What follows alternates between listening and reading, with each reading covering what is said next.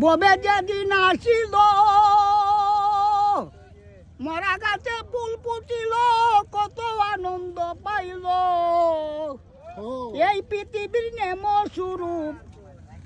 কত যন্ত্রণা পাইল নবী লা ইলাহা ইল্লাল্লাহ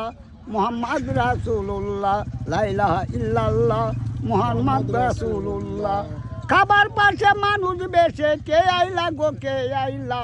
পরলা ইলাহা ইল্লাল্লাহ মুহাম্মদ রাসূলুল্লাহ সকল কিছু সৃষ্টি হলো যে নবীর কারণে